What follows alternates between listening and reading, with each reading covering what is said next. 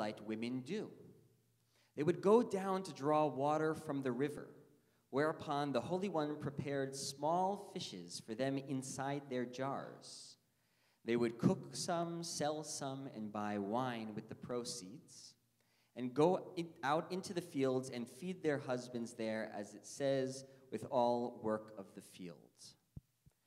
After they had eaten and drunk, they took out their mirrors and looked into them together with their husbands. She said, "I am more beautiful than you." He said, "I am more beautiful than you." Let me just pause this for a second, okay? The Israelite slaves are in the fields, exhausted. They've heard from Pharaoh and are seemingly following the decree that they should not have sexual relations with their wives. The women come to the fields where the Israelite men have been working with these mirrors. Think vanity mirror. With these mirrors, and then engage in this game almost, where they're both looking into the mirror, not at each other. The wife says, "I am more beautiful than you." The husband says, "I am more beautiful than you." That's our plot recap so far. As a result, they would accustom themselves to sexual desire, and they became fruitful and multiplied. The Holy One remembered them there, which is the biblical way of saying, God blessed them with many children. This next paragraph I almost took out, but I kept it in, and you'll see why. Some of our sages said they bore 2 children at a time. Others said they bore 6 at a time. Yet others said they bore 12 at a time. And still others said they bore 600,000. All this great number of children was thanks to the mirrors. I almost took it out because my wife is pregnant and due in 5 weeks, and we're hoping there's 1, not 600,000. But I kept it in. Through the merit of those same mirrors, which they showed their husbands, arousing their sexual desire in the midst of the hard labor, they raised up all the hosts. Okay. The Hebrew here is crucial because, as it is stated, all the hosts, kol tzvaot, of God, went out from the land of Egypt. And God brought the Israelites out of the land of Egypt in their hosts. Tzvaot. Does that sound at all like, back to our first text, Marot hatzovot. Tzvaot, tzovot. Okay, this is the beginning of the linguistic play that this midrash is building on. All right, another quick recap. As a result of the sexual desire aroused by this mirror play in the fields, husband and wife in Egypt defy Pharaoh's decree and have marital relations. And as a result, many, many new Israelite babies are born. And this is an audacious line. Through the merit of those mirrors, they left Egypt. They had the numbers to leave Egypt. Are you with me? Raise your hand if you're kind of confused. It's okay. Good. That's where you should be, kind of confused. Actually, you're not confused. Okay. All right. All right. This is Act 2. Moses rejects the mirrors. When the Holy One told Moses to make the tabernacle, all Israel came along to contribute. Some brought silver, some gold or brass, onyx, and stones to be set. They readily brought everything. Whereupon the women said, "What have we to contribute to the offerings of the tabernacle?" They came along and brought the mirrors and presented them to Moses. When Moses saw the mirrors, he was furious with them. He said to Israel, "Take sticks and break the legs of those who brought them. What use are such mirrors?" Said the Holy One to Moses, "Moshe, you look down on them. It was these mirrors which raised up all these hosts in Egypt. hosts is a kind of a, we don't really use this word in English anymore, but in the Bible, hosts almost means armies. It's intended to imply lots of people. Take them and make out of them the basin and its stand for the priests in which they can sanctify themselves. And here's our conclusion.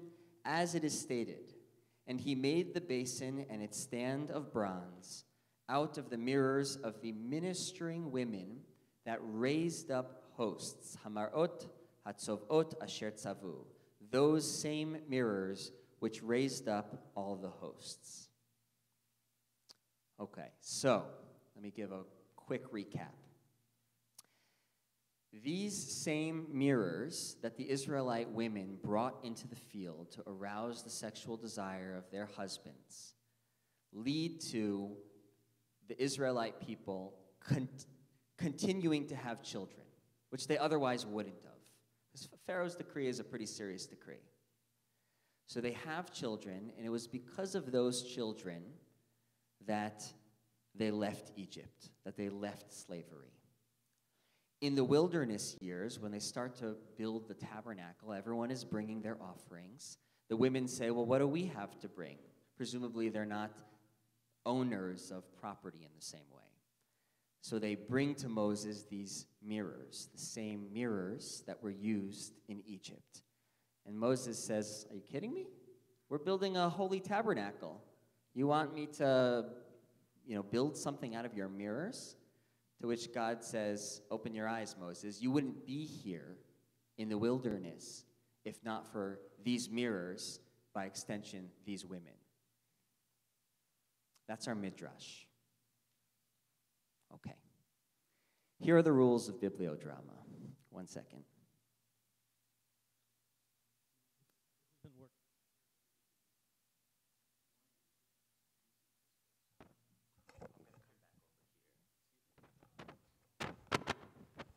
Testing 1, 2. So this is working. So when you do it, if you can use this one and we can give that to people, yep. That's.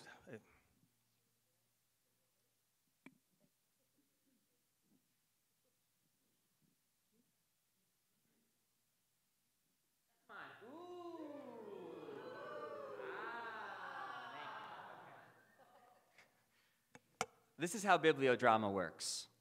You all are both audience and actor/actress. Okay? So the way that it works is in this chair, our character for this bibliodrama is none other than the mirror. One of the mirrors that was used by the Israelite women in Egypt and was then later incorporated into the tabernacle. And the challenge, but also fun part of bibliodrama, is that your job is to give voice to the mirror. The mirror doesn't speak in our midrash, but we're adding midrash onto midrash. Okay? And we're allowed to do that because we're Jews and we're chutzpahdik. So we're allowed to add midrash to midrash. So what we're going to do is we're going to read through the story, the midrash, again, a little bit slower, and I'm going to pause the story at certain points. And at that point, I'm going to ask you all questions, and your job is to answer as if you were the mirror. You're speaking as the mirror. So you should be using the first person, and the first person that you're representing is Hamarot Hatzovot, these mirrors. Okay? Now, in the moment that you're speaking, you're an actor. And in the moment you're not speaking, you go back to being an audience member. And one of the fun things about bibliodrama is that Sarah might say something, right, representing one opinion about what the mirror has to say. And then someone else might disagree completely, and that's fine. You don't have, you can build off of what the other person said, but you don't have to. And sometimes I'll ask for more, and I'll ask for a different opinion, right? But you're not wed to what's already been said in a particular answer.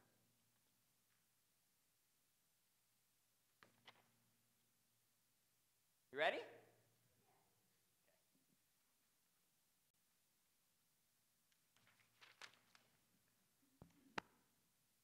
Flip to the top of your midrash, where it says Pharaoh's decree.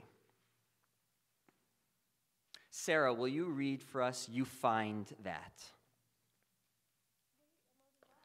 I see. I got it, sorry.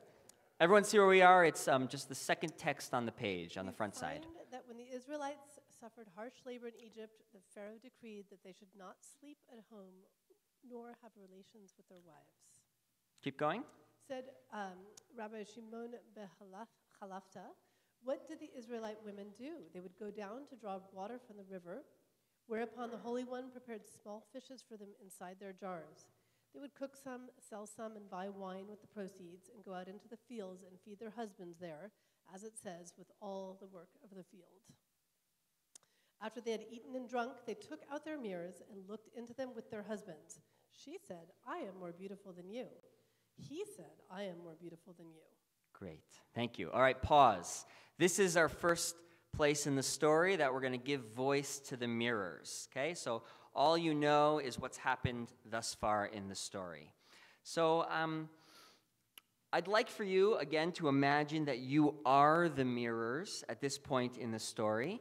And I'd like to hear just a little bit more about yourself. Tell us a little bit more about what it's like to be a mirror. Sarah, your job is to just find people who have their hands raised. I am one hell of an aphrodisiac. Yes. Wait, keep the mic. You are. And what's it like to be that powerful of an aphrodisiac? I'm shining and sleek, and I inspire sexual interest in others. It's a wonderful, powerful feeling.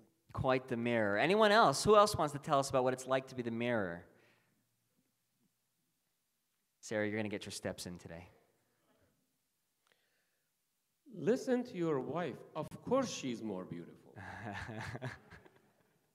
Good. Anyone else want to tell us about yourself? Maybe you can share a little bit about what life is like in Egypt, being a mirror in Egypt.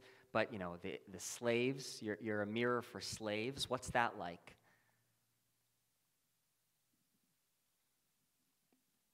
I am but a lowly mirror, but I am going to fool them. I will do a powerful misdeed to Pharaoh and a good deed to the Israelites. Hold on to the microphone, please, Mr. Mirror. So it sounds like you're almost a little bit mischievous. Correct. And Correct. And what are you trying to accomplish? Bring Pharaoh down a notch or two. And why do you want to bring him down? Because he thinks that he is God. And he's not but a mere man. So no mere man can take away the right of the Israelites to have children. Anyone want to build on that thought? Anyone want to add to Jason, right? No. Zissel. That's what Zissel has to say. Yeah. Who wants to build on that? What are you trying to accomplish, these mischievous mirrors? You just said it. Oh, sorry. Feel free to build on Zissel's thought. As a mirror, upon reflection, It only took 10 minutes. Thank you. couldn't resist. As a mirror, I give slaves, people who've been crushed down as low as you could possibly be brought down, self-worth, value, and humanity, their sense of identity. I restore that. I got to ask you, though, these were probably some beat-up Israelites. They've been working really hard. How did they look to you? They've been demoralized. They've been, as I said, brought down. They've lost all self-worth. They've lost all hope. I've given them a future. I've given them back their identity. So I'm curious. I mean, as mirrors, you're all used to someone looking into the mirror and adjusting their hair and making sure they don't have broccoli in their teeth. And what do you make of the fact that they were not looking at each other, but looking at you and talking to each other? Why do you think they were doing that? Again, they've got to get their own identity back because Pharaoh's wiped them of their own identity, their self-worth. And they've got to get that back to have any sense of humanity, being a person, giving them any hope to even make it worth leaving Egypt. Yeah, they had to get their identities and their self-worth back. Anyone want to add to that?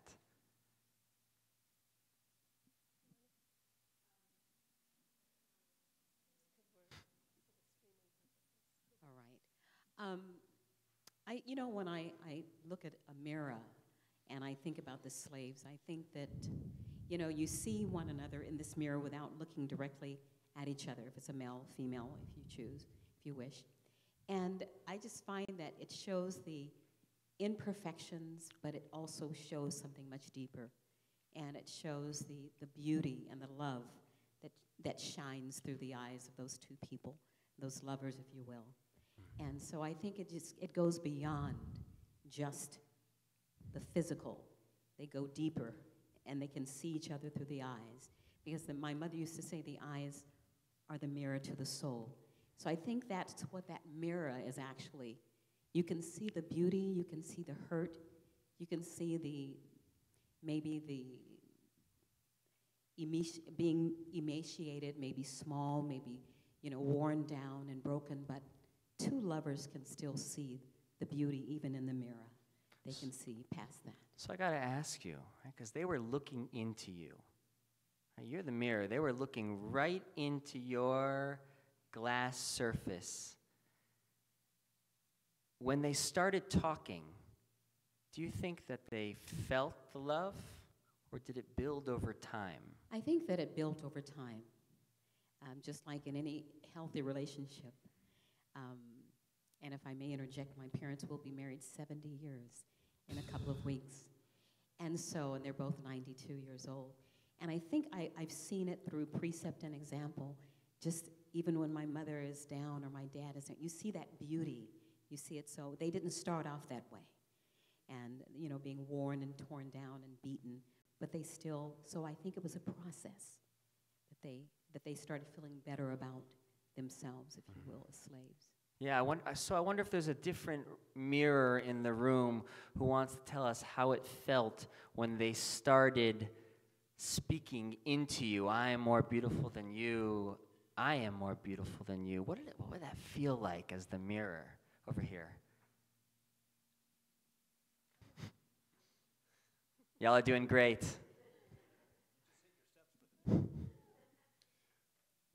So the statement in here is they're looking in the mirror and saying, I am more beautiful than you. They're looking into you and saying Me that. is the mirror. Yeah. And are they saying they are more beautiful than me, the mirror? Or are they saying they are more beautiful than the reflection that they're seeing in the mirror? Meaning their soul is more beautiful than what their bodies are portraying based off of their stage in life right now, or their situation in life. Yeah, so let's say they were looking into you and saying, I'm more beautiful than my husband, I'm more beautiful than my wife. Why do you think they couldn't just look at each other and say that? Why do they have to look into you to say that? I'm not completely sure they were talking to each other. They're looking into the mirror, looking at the reflection of themselves, saying, I am more beautiful than you. You being the reflection that they're looking at. So is what I'm looking at, this aged face and this sunburned and worn face, is not very appealing. But I'm more beautiful inside, looking at my own self. So I don't see that they're looking at one another. They're looking at themselves. We have a very thoughtful mirror here. Let me ask you one more question.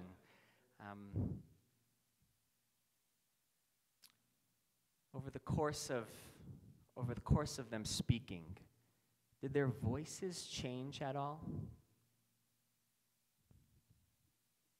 we have something that would show that they did? You were there. You tell us. No. No. Anyone else want to weigh in on that? I'm really interested, right? They're looking into you and they start to feel differently. I mean, we know that because over time, eventually their sexual desire is aroused, and they don't sound, from what I've heard from you all, like the kind of people who are ready to have more children. And so what changed? When they first look into me, they see the surface images themselves. They don't look into me. They're looking right at that surface. And so there's a hardness to them when they first start. But as they continue to repeat the I am more beautiful, as the other mirror saw, they're looking deeper and deeper. They're looking past that beaten surface. It's been in the fields, it's been doing hard labor, and they're starting to see into their souls. And there's a softening of their voice. There's a deepening of their understanding of who they are. And like the other mirror, I see them looking at themselves. And when I, in the past, with other people, when I've had older people look at me, they've looked at themselves and said, I'm not that old. And in that same vein, they're looking at themselves and I'm not that haggard, tired person there. I'm somebody much deeper than that. And as they recognize that and continue to recognize the inner beauty, their voices soften and they become more susceptible or receptive to love from the other. I love that. I love that. It's almost like they had to learn to love themselves again. So beaten and broken by slavery, they had to learn to see their own beauty, and only when they saw their own beauty could they love each other. V'ahavta l'reacha kamocha, you should love your neighbor as yourself. Wow, that's tough, because that means you got to start by loving yourself. And the mirrors, you mirrors, help them see that. Okay, pause. Wiggle if you need to. Okay, I know you're flexible mirrors. Okay, that was round one. Okay, we're going to keep reading in the story, and we're going to hear from you all mirrors at one other juncture in this story, and then we'll wrap it up. Who has the mic right now? Can you continue reading? What I'm going to ask you to do is pick up on Moses rejects the mirrors. Everyone see that halfway down the back side of the page? All right, we know in between what happened was they made the labor and delivery room quite chaotic, and now they're in the wilderness, and the tabernacle is being constructed. So if you would read, when the Holy One told Moses. When the Holy One told Moses to make the tabernacle, all Israel came along to contribute. Some brought silver, some gold or brass, onyx and stones to be set. They readily brought everything. Keep going, please. Whereupon the women said, what have we to contribute to the offerings of the tabernacle? They came along and brought the mirrors and presented them to Moses. When Moses saw the mirrors, he was furious with them. He said to Israel, take sticks and break the legs of those who brought them. What use are such mirrors? Keep going, please. Said the Holy One to Moses, Moses, you look down on them. It was these mirrors which raised up all these hosts in Egypt. Take them and make out of them the basin and its stand for the priest in which they can sanctify themselves. Great, thank you. All right, mirrors, round two.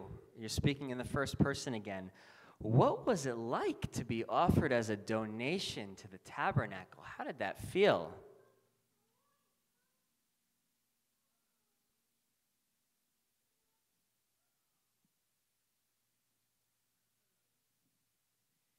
Well, I'm very gratified. Finally, somebody recognizes my value. I have made a positive contribution, and for that, I am honored by the present assignment. Yes, positive contribution, and you deserve to be enshrined in the tabernacle. Any other mirrors feel grateful? Raise your hand. You feel grateful to be included in the tabernacle? Okay, so maybe not. So tell me, what else were you feeling when you were offered as a donation?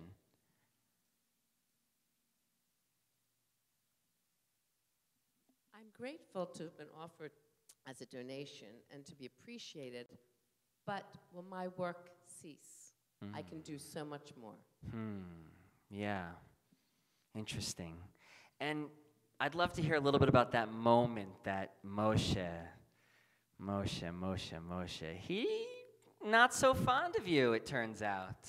What was that like to hear Moses rejecting the donation of you all into the tabernacle? What did that do to you? What was going through your handle? Well, it was pretty insulting, quite honestly. Yeah. The work that we had done to raise up the population and the people, to bring them back to themselves, to be so outwardly just rejected, and to be told, what use are we? There's so many uses that we've been, not just what we did to help raise the host, but the other things that we've been responsible for over the years. We bring beauty to the world. We help people see into themselves. We bring so much more, and to just be cast out and thought of as nothing more than trinkets is insulting. Right. Moshe looks at you and thinks you're just all about vanity, Exactly. when in fact you're so much more than that. So much more. And we take people who are down on themselves and help them see themselves. We stoically sit there as vain people look at us and primp and preen without so much as making them look hideous, even though internally we could twist our molecules and make them look funny. And we don't do that to people. We let them see a true reflection of themselves when necessary. And when necessary, we help them see the inner image and the inner beauty, as we did with the slaves. So And then to- sorry, go ahead. I was just going to be saying, and to be so dismissed is just rude. So then it must have been reassuring. You felt seen. My reflection, that was for you. You felt seen when God recognized For and Hashem came to your defense. Absolutely. Well, he knew what we had done. He recognized the contribution that we had made. And while on one hand, it's kind of sad to be changing roles, because change is always difficult, to be recognized as a vessel for the sanctification of our priests is pretty outstanding. Yeah, so I want to ask you one last question, my mirrors, about this new role that you've taken on. You're now part of the tabernacle. You're traveling with the people. Hopefully you'll make it into the land of Israel, where the Israelites will set up their own society. So what do you hope people, the Israelites, are going to see when they look at you in the tabernacle? What do you hope they're going to see? Well, as mirrors, what I love, is that we give truth, and that's the only thing we know how to give, right? We don't know how to change. We don't have pretense. We don't have lighting. We give exactly what people look and see in us, and people often see what they want to see in us, but we are confident as mirrors that we're delivering to them exactly what is to be seen. And so to be as part of the tabernacle, as the priests are trying to sanctify themselves, that's what they're trying to do. They're trying to give the most honest representation of them and the people that they're praying for. And we know that that's our gig. That's what we do. That's our wheelhouse, is to give truth, whether people are ready to see it or not. Beautiful. All right, let's conclude our bibliodrama there. Give yourselves a round of applause. Audience members and cast members all in one. Very nice, very nice. So we're just going to wrap up with 2 minutes of reflection. I'd love to just hear, maybe especially from folks for whom that was the first time exploring the Torah portion in that kind of way, what it was like for you, and what, if any, insights about the Midrash, about this story, you gained by exploring it in the way that we did. I felt like I just had such a different interpretation, so it was really nice to pull it out and think from the mirror's perspective, because it definitely changed my view. Great, yeah. Please.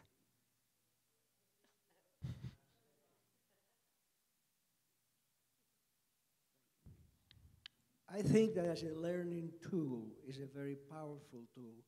It not only brings the Parsha or the Midrash to the forefront, your own forefront, but it makes you remember it because you participated. You had to how can I put it? Put some of yourself into it, not just passive listening. Great. So I'll just build on that note to wrap this up and say, when we were putting the Torahs, or the Torah today, back into the ark at the end of the Torah service, right, we sang beautifully, Eitz Chaim hi l'machazikim ba v'tomcheha me'ushar. Right, it's a tree of life for those who hold fast to it, and all who uphold it are happy. And holding fast to it means continuing to live with it and wrestle with it and explore it and turn it, and that's how it becomes a tree of life. That's how it continues to give us sustenance and nourishment and rejuvenation and helps us see who we are when we can't see who we are. And I hope that this tool and this way of exploring the Parsha helps make Torah Eitz Chaim for you all and helps your grip on it be strengthened just a little bit. Shabbat Shalom. Now we're going to begin a question and answer session, and we hope that you'll have some thoughtful questions for our candidate. Where's Reed? Running away. Obviously, we left an impression on him. All right, I guess he's allowed to some water. We'll let him take a minute, breathe. Thank you. Appreciation for the LA folks.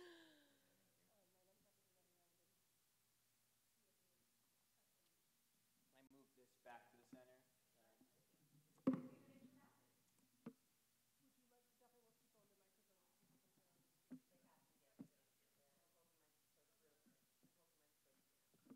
Okay, questions?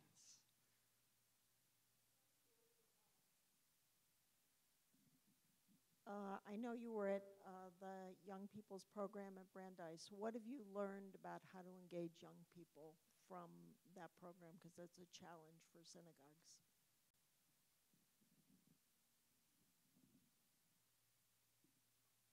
So for those who don't know, BCI, the Brandeis Collegiate Institute, is a program. It's a month-long program at the Brandeis Bardeen campus in Simi Valley for 20 to 29-year-olds. And each summer, somewhere between 50 and 60 young adults come for a month. They come from all over. Last summer, we had participants from 9 different countries. And they come for a month of Jewish identity exploration through creative arts, Jewish text-based learning, hands-on physical service, avodah, and kind of a kibbutz feeling, communal living experience. I would say many of these young adults at BCI are not affiliated with any other Jewish institution. And what is the case for many of them is that what attracted them to BCI was not necessarily the Jewish content, or not necessarily even, the chance to do Torah learning, believe it or not, right? But they were interested in creative arts. They were interested in what it was like to learn how to, do woodworking or something of that nature. And so what I think that teaches me, and I did this work as well at the Pearlstone Center, which is a Jewish educational farm outside of Baltimore, is that one of the ways to reach this population is to spend some time learning what their interests are, and then finding the spaces in which they spend their time and going there and introducing yourself and starting to build relationships with them and relating to them on their terms and their interest set, and slowly starting to share that there's actually pockets and layers of meaning and wisdom to be added to whatever their creative practice is when you add in the Jewish voice. Our prayer book didn't fall from heaven. It was written by people who had real-life experiences and tried to translate those real-life experiences into psalms of praise, psalms of gratitude, psalms of longing. And I think that that's something that we can do also. If someone is interested in creative writing, what does it look like when you look through the Psalms for, what does it look like when your ancestors were writing and reaching out for help? The one other thing I want to say is that I am convinced that young adults, despite their lack of interest sometimes in Jewish institutional life, are interested and yearning for connection with each other and with something greater than themselves. They are yearning for depth and meaning. So I don't think we need to, only water down content or not ask them to do some hard work. We just have to form the relationships with them before we can start diving into that deeper work.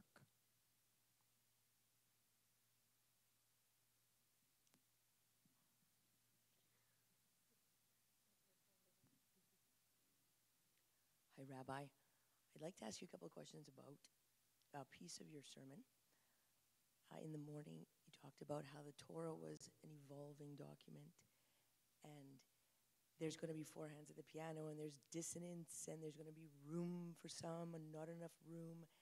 And I can't stand metaphors because they're all wishy-washy. So I need you, as a pulpit rabbi, to give me some concrete examples of dissonance, too much room, not enough room, evolving document.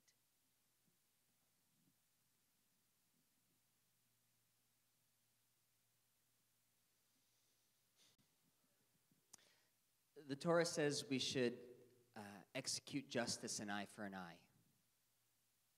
If you poke out my eye, I'm coming for your eye. That's what the Torah says. The rabbis in the Talmud say,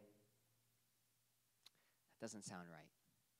That doesn't match our ethical system of the day. It doesn't match what we know to be true about how we should treat each other and how we should execute justice.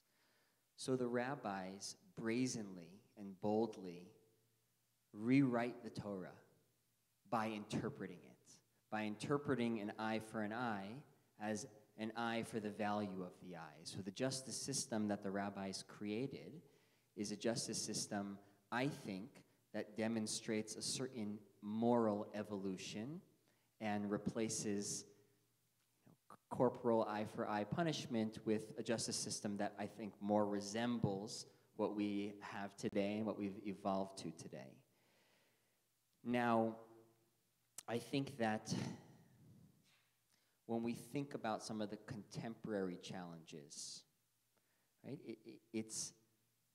I've actually enjoyed over the past couple of days learning more about Temple Aliyah and specifically hearing from Rabbi Vogel how Temple Aliyah was one of the first conservative congregations to accept LGBT families in a way that many conservative synagogues throughout the United States were not. Now, one of the reasons that it's hard for conservative synagogues to make that change is because of dissonance. It's because a plain read of Leviticus seems to welcome certain people around the table and welcome and exclude others. And so it takes courage with a healthy respect of tradition and those who came before us and their wisdom, but it takes courage to move the religion forward. And I think that LGBT issues are one of the ways in which the conservative movement is moving from dissonance into harmony, pardon the metaphor. Does that answer the question?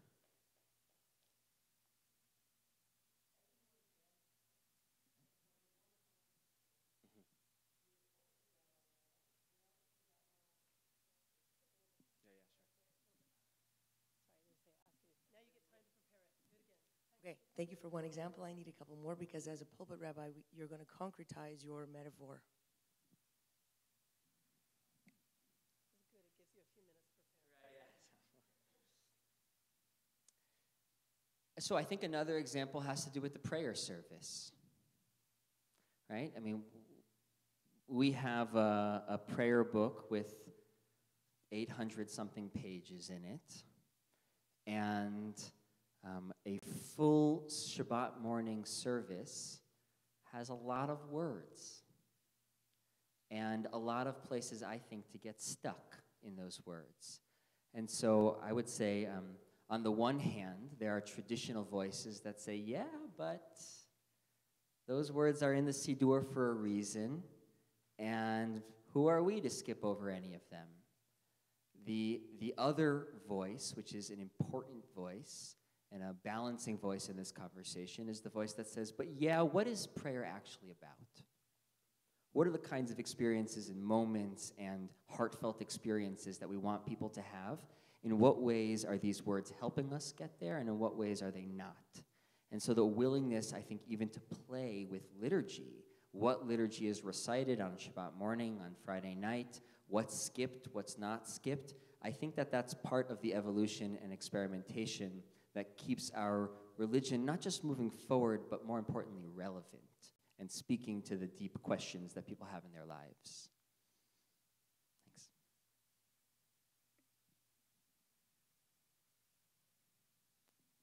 So I'm looking at the summary about your previous engagement in the Jewish community, and I see here Ikar.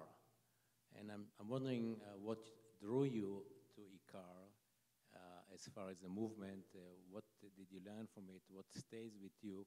And how did it change or not change your view of Judaism and so on?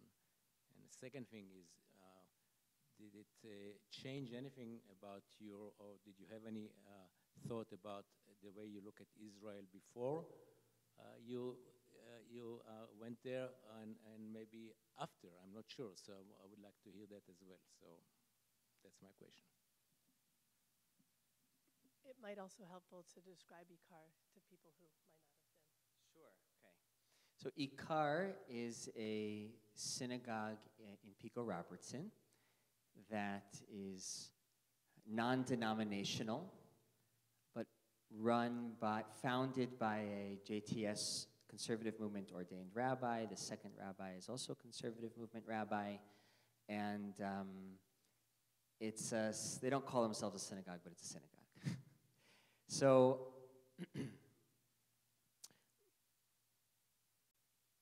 one of the things that drew my family and I to Ikar was the fact that we could walk there. That was one of the reasons. I grew up really enjoying and loving the half-mile walk that I would take with my dad or my mom or my brother or sister from home to synagogue. Some of the most beautiful conversations and family moments were spent on that walk. So its proximity was one of the things that drew me. Another thing that drew me there was what I feel it was and continues to be a real willingness to experiment there.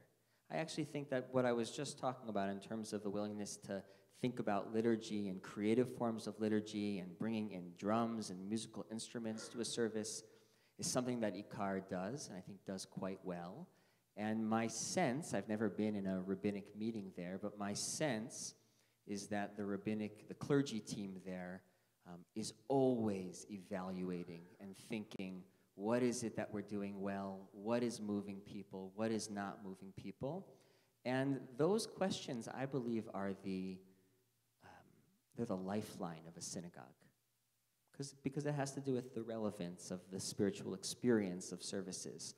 And so I'm always, not always, I'm sometimes quite moved by the prayerful experience there.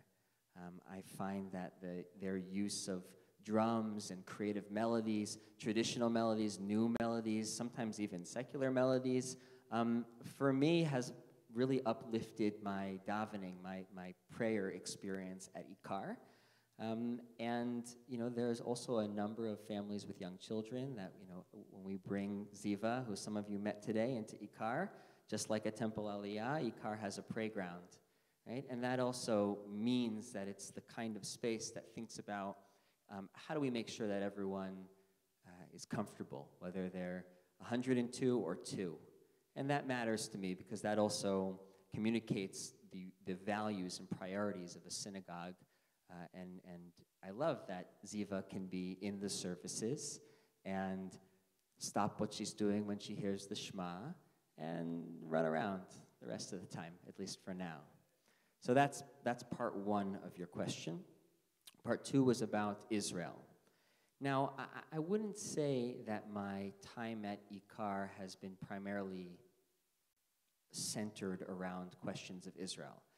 the last 5 years of rabbinical school have most certainly been an opportunity to think about Israel, develop my relationship with Israel, live in Israel for 10 months, have a baby in Israel, which is a story for a different day.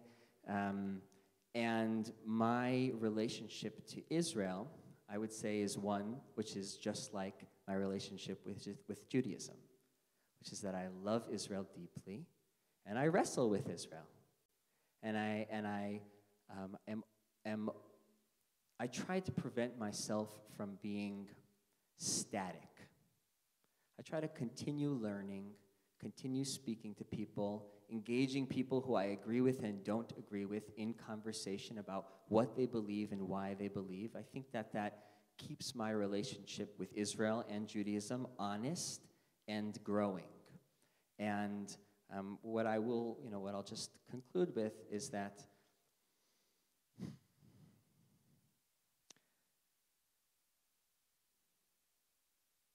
the climate around talking about Israel has changed.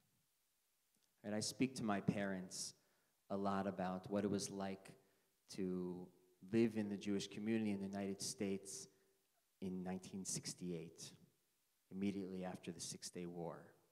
And to hear that if there was one issue in the Jewish community that unified people, it was Israel. And I'm afraid to say that's very far from being true today. And it's very painful that the ways in which people disagree about Israeli politics has a way of really dividing and damaging Jewish communities. And I would love for the love of Israel and the commitment to Israel to once again take a step closer to that 1968 reality in which we can find the spaces to celebrate and love Israel and come together around Israel, and then also find the times that we need to stand in dissonance and ask ourselves, how can we help Israel be the Israel that we want it to be, the Israel that is a Jewish state, the Israel that's home for our people.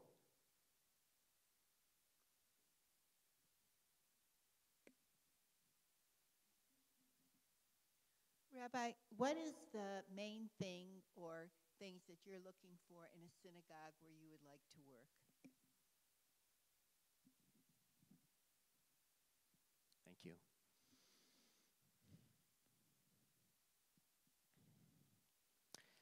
I'm looking for a synagogue that first and foremost prioritizes people above all else, people over programs.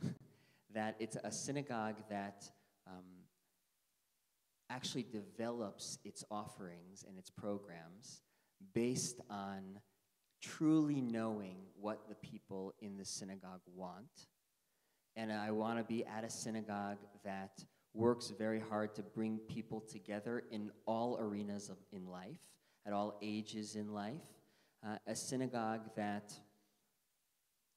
where the members of the synagogue see it as their responsibility, not just the responsibility of the staff, but their responsibility to reach out to a fellow congregant who's not doing well, or check in on someone, or be really in community, both in the building and outside of the building. So for me, the number one, number two, and number three is people and the relationships that are possible at a synagogue. And then beyond that, I'm looking for a synagogue, as I said before, that's willing to celebrate a culture of experimentation, that's willing to try things out that may work or may not work, but is courageous enough to realize that what was is not necessarily what needs to be in the present moment. A synagogue that thinks 3, 4, 5 steps ahead. Where are we going? What does the future of this community look like, and how can we start preparing and be one step ahead of the curve? I'm looking for a synagogue that knows how to have fun together. Sometimes Jewish spaces are so serious.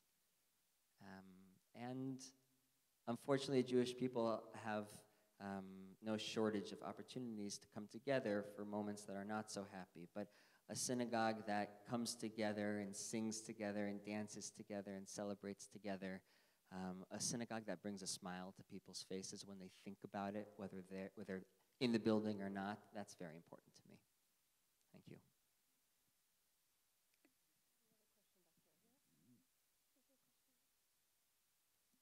I have my hand out. I'm not too sure it's too relevant, but you mentioned 1968. It didn't happen to me. It happened to a friend, a brother of some very good friends of mine. At the time, I was out of the service already. He, on the other hand, was in the service, younger than me, and he was in the Marine Corps. He was in Vietnam. And he was relating that when we, the United States, were taking quite a shelling from the Viet Cong and North Vietnamese, one of the topics with his buddies, non-Jewish, in the Marine Corps is bring the Israeli IDF here. We need them here. So whatever we as Jews may think of Israel, I want you to know there's a big wide world out there that do not necessarily think like liberals or whatever. They see action, they appreciate that. And that message was delivered to non-Jews in a more graphic manner than whatever speeches people make over anti-Semitism or whatever. Bring the IDF here. That says something.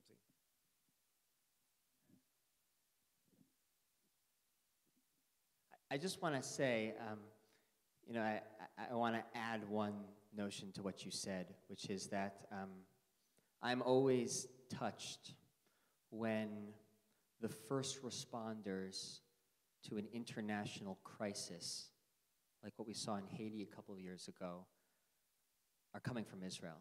And they're bringing Israeli technology and medical technology to help out people who are hundreds of thousands of miles away, but who are in need of help. And that's also something to tremendously celebrate about Israel and the values that drive Israel.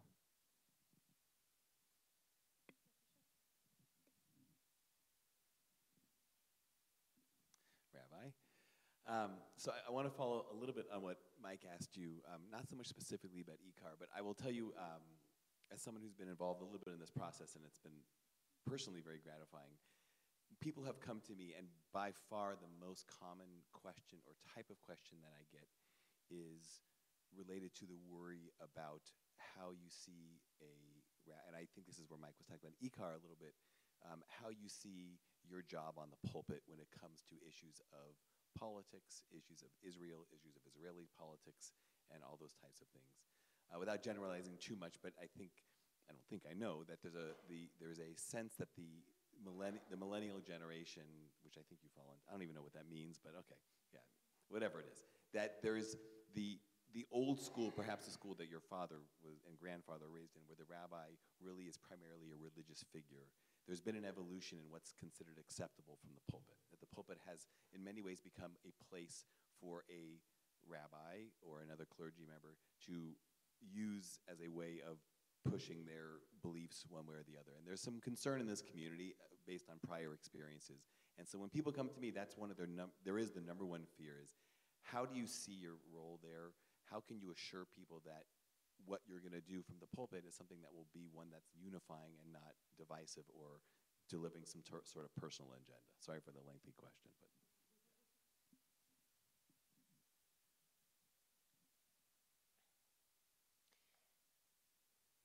So the first thing that I need to say is, thank God I'm interviewing to be an assistant rabbi here, not the senior rabbi here. You have a great senior rabbi. And it's important that I say that as a kind of a preface to your question, because as I understand it, the role of the assistant rabbi, in at least in part, is to help execute the vision of the senior rabbi and of the senior team and of the lay leadership. And so any role that I would step into would first and foremost be defined by those people. And I have no problem respecting the rules of the congregation and of Rabbi Vogel, especially with respect to freedom of the pulpit, how the pulpit is used, what topics are spoken about, what topics are not spoken about. So it's a caveat, but I think it's an important caveat because I want you all to understand that that's one way that I see the role of assistant rabbi. Now, the second thing to say is that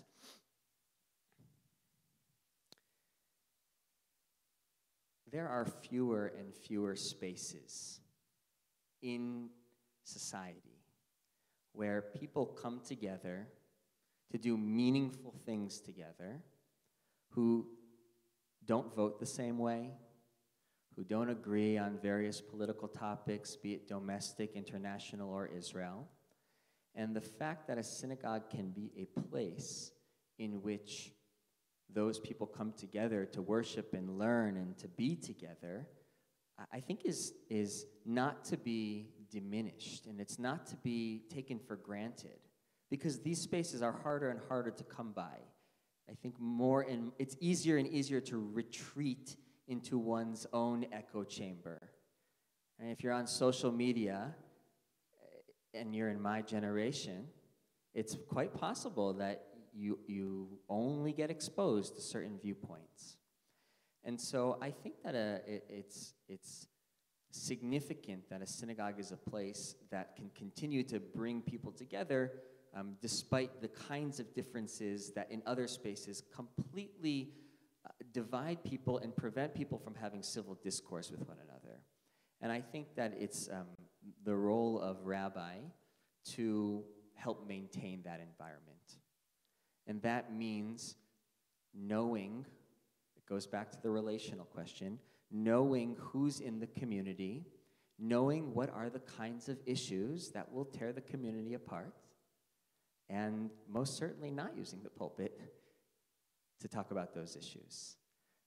I think that, I do imagine, and I haven't been a congregational rabbi yet, so I don't know how realistic this is. But I do imagine that it would be pretty neat to have a space in the synagogue where people could actually come together and discuss some of the issues that are difficult to discuss. And that a synagogue can actually be a place where we can model civil discourse. I mean, I think I shared with you before, the Talmud. The Talmud is a series of disagreements with fewer answers than there are disagreements. So I think if our tradition knows how to disagree, I think we know how to respect what each other is saying, and I think that the role of the rabbi is to help hold that space, to model how it's done, and to recognize what are the kinds of talks and teaching and social action groups that will help bring people together as opposed to tear them apart. Did I answer all your question?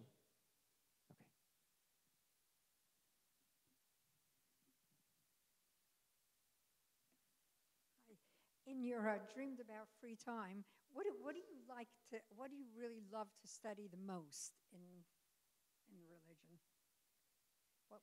What is kind of your passion to study if you had free time? I know with another child on the way and all, what draws you the most to study?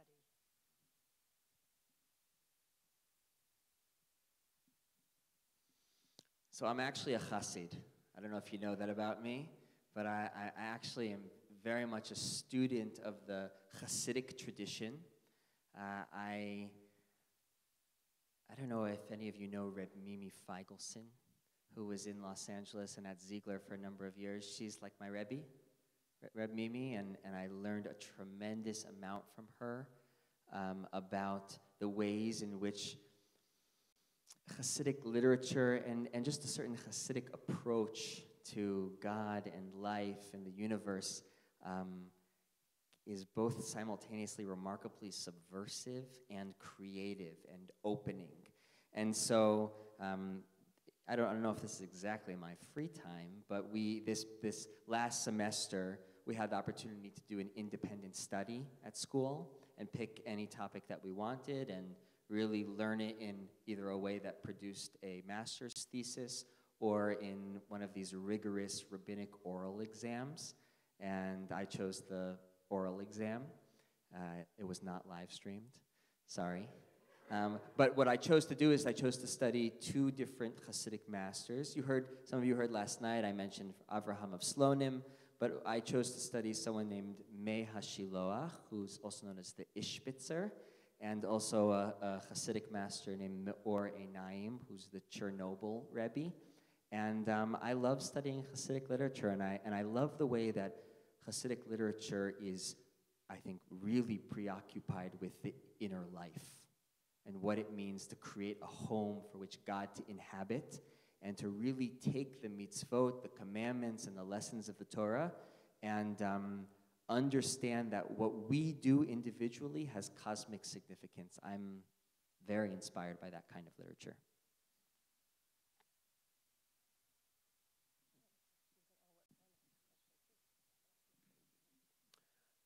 Just a quick continuation of the comment you just made. Since, according to your bio, your father and grandfather were rabbis, were they Hasidic rabbis or conservative rabbis? And if they were not conservative, what brought you to conservative?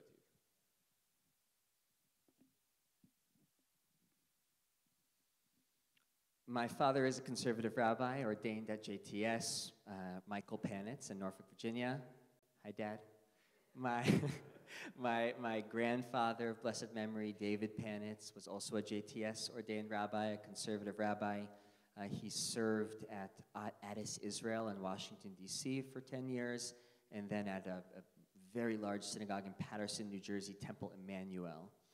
My uncle, Jonathan, was trained at Leo Beck in England, and they have a slightly different denominational system. It's not Reform, it's not conservative, it's kind of somewhere in between, but he actually served, he's a retired Navy chaplain, so he served as a rabbi mostly through the Navy, and my great-uncle of blessed memory, Seymour Panitz, is also was JTS ordained rabbi.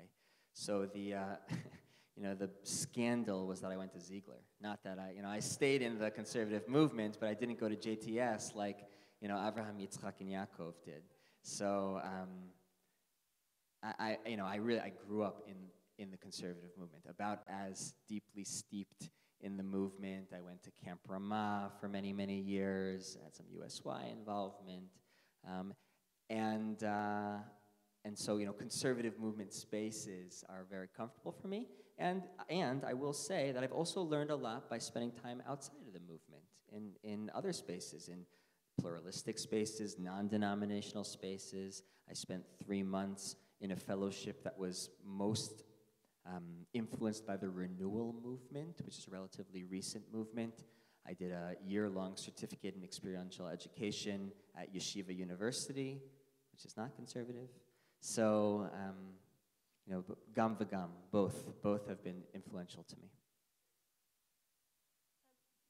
I so appreciate that you said you value people, and I know that you value programs too, obviously. And do you have, with all of your varied experience, you've got experiential, you have VCAR, you had BCI, are there programs that you love that you feel like just make you excited in terms of programming? I'm also thinking, we have so many different age ranges and generations in our synagogue, so it could really span anything, but is there something that you love doing?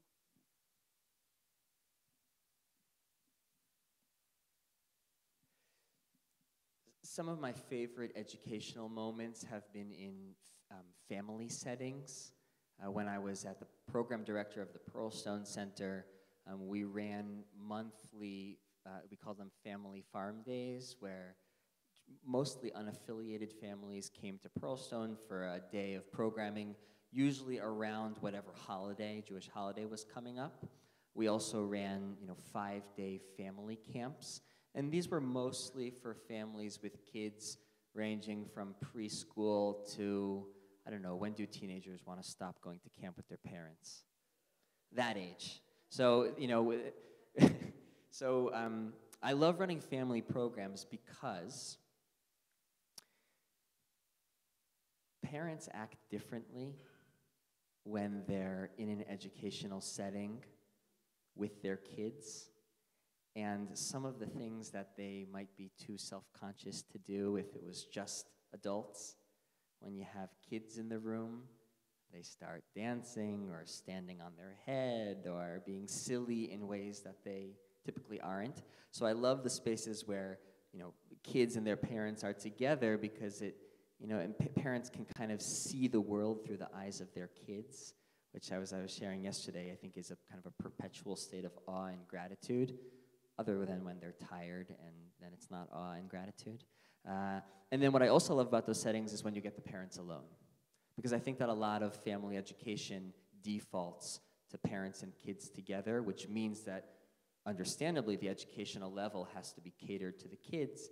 But then if you can create the space for parents to be by themselves, you can talk to them as adults and talk to them as parents. So family ed is an area that I really love. You've heard a little bit about working with 20 to 29-year-olds. I love working with that population because life is in flux in really a profound way. Right? They're asking questions like, do I believe what my parents told me? Am I going to make the decisions that my parents thought I was going to make? And that moment of potential is incredible to work with. And then I'll just say one other, because this is a favorite of mine.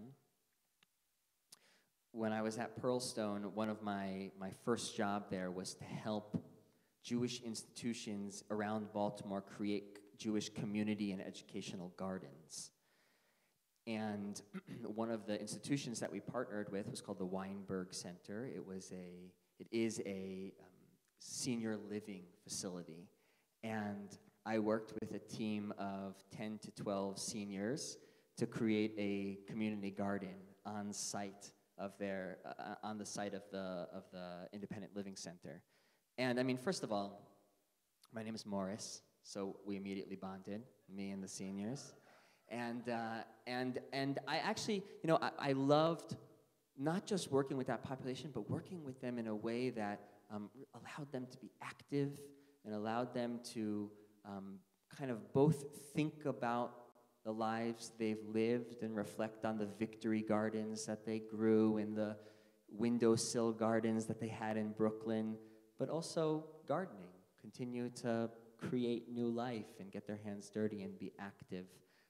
So I love working with seniors. I'm not going to give an age range of what seniors are, but I love working with seniors as well.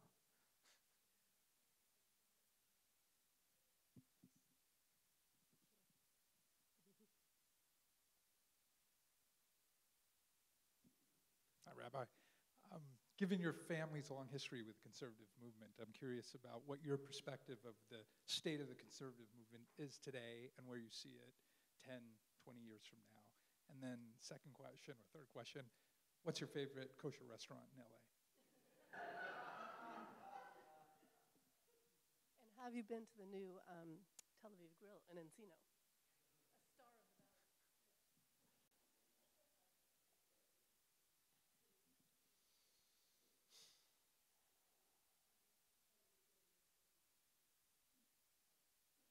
Future of the conservative movement. Let me start by saying I don't fully know. I don't really know, what the future holds. What I do think is true of the conservative movement, and it might not be unique to the conservative movement, is that sometimes we get caught in deficit-based thinking as opposed to asset-based thinking. Meaning, we tend to focus on the ways in which the movement is not working, not attracting X, Y, and Z, not changing fast enough, not able to clearly say who we are. Oh, we're not them, we're not them. Sometimes we get caught in that mode of thinking about ourselves. and talking about ourselves. And I actually think that it hurts us. It hurts us when we only focus on the challenges of the movement. And so I do think that it's important for the conservative movement to also celebrate who we are. It's hard to be in the middle. It's hard to be in the middle. You know, it's hard to straddle tradition and a profound respect for the legal halachic system and the changing needs of the 21st century. But I love the fact that we take both seriously. And I also think that we have some tremendous successes to celebrate. Our youth movements are incredible. Our camping system, I mean, I work at Brandeis Bardeen, and I'm a big fan of Camp Alonim. And the Ramah system, of which I am in part a product, is doing amazing work. I mean, I went to Camp Ramah in New England, in Massachusetts, and I get their newsletters, and it's like October, and they're filled up for the next year, trying to figure out how to build new bunks to house more kids. And I think that part of the direction that I think the movement could go is to invest more resources in the kinds of immersive experiences like camp, like youth movement, Shabbatonim, like the kinds of weekends that you're doing in 2 weeks, to help give us the kind of spaces that really stick with you for a while, and really kind of get under your skin and change who you are. And so, does the movement need to be vigilant in its posture towards adapting to the needs of present reality? Absolutely. Do we have great things to invest further in? Absolutely. My favorite restaurant moved to New York. Do you know what I'm talking about? Mexikosher. Yeah. It was a restaurant in Pico Robertson called Mexikosher. It was the chef was like a winner on Top Chef, and it was kosher Mexican food with like Japanese fusion toppings. It was really good. I can't take you there because it moved to New York. We'll have to get an airplane if I want to take you there. But that was my favorite, and I haven't been to Tel Aviv Grill. But what did we eat on Thursday night? That was very good. Where did that come from? The chicken and hummus and hummus bar. No? Falafel Grill. 2 thumbs up for Falafel Grill.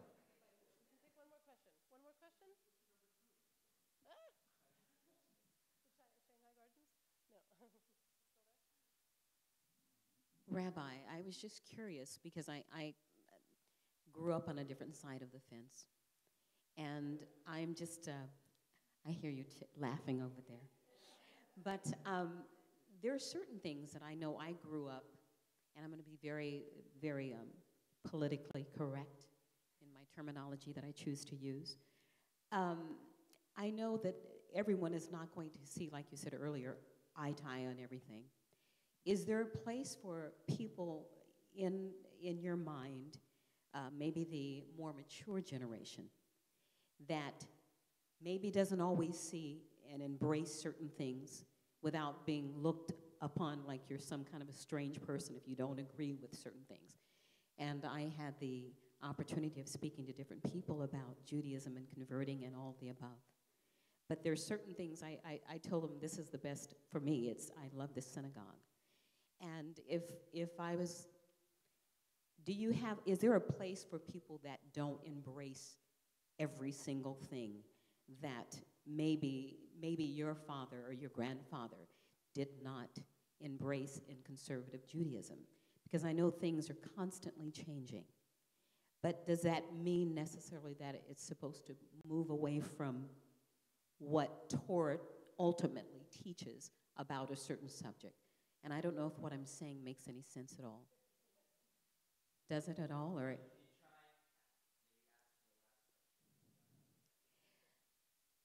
In other words, if Torah teaches against a certain something, or it does not embrace, does that mean that it's okay for us today to embrace certain things if Torah teaches against it?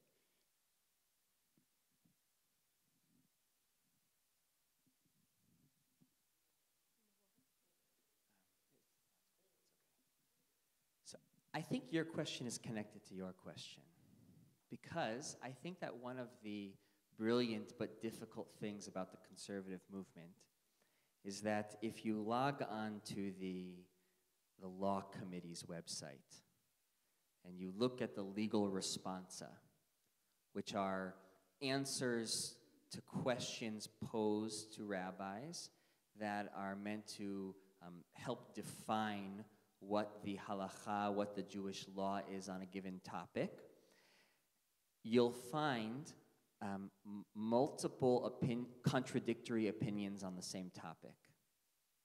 You'll find sanctioned conservative movement opinions that have been voted on and approved by the conservative movement that say everything from you can only eat in a hechshered restaurant to you can eat only killed dairy in a non-hechshered restaurant to you can eat vegetarian or vegan in a non-kosher restaurant, as all approved opinions that clearly disagree with each other. And all of those are housed in the same law committee, in the same conservative movement. And the reason I give that example is because while I think that we are a conservative movement, I think that we're also a pluralistic movement. Meaning, I think that we are a movement, and then synagogues are microcosms of that, in which people are going to disagree about serious topics, and people are going to disagree about the best way to live life and the best way to take the words of the Torah and channel it into modern-day living. And so is there room for people who disagree with each other in one sanctuary, in one movement? Absolutely. And I think that the job of the community is to create a culture of curiosity and of open-mindedness, non-judgmentalism, and a listening posture to understand why is it that you believe what you do and I believe something different. Why is that? It's probably not because you're a good person and I'm a bad person. It's probably because there are different values and life experiences that manifest in you choosing to live the life that you live, and that might be different or bump up against some of mine. But I can only know that and appreciate that about you if we sit down and talk about it.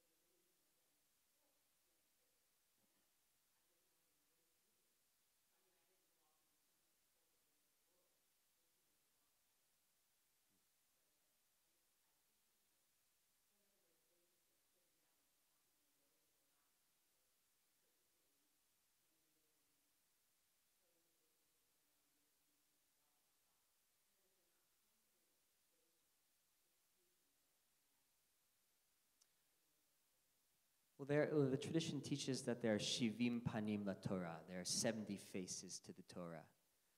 And that the Torah that came from God's mouth on Mount Sinai was heard and internalized differently by everyone who stood at the foot of the mountain. That's profound, because that tells us that God expects there to be differences amongst us. And God expects us to believe different things about what God wants from us. And the task is that this is not an individual religion. It's a communal religion. So how do you take those 70 faces and look at them, eyes to eyes, to understand them? Thank you, Rabbi. We're going to wrap up. Thank you all so much for sharing with us. Thank you, Rabbi. Thank you, Sarah. You did amazing. And just as a reminder, tomorrow morning at 9 a.m. for Minyan, Rabbi Panitz will be leading Minyan, and there's another Q&A if anybody that you know that would like to interact with Rabbi, we'd love to have them here. Thank you. Shabbat Shalom.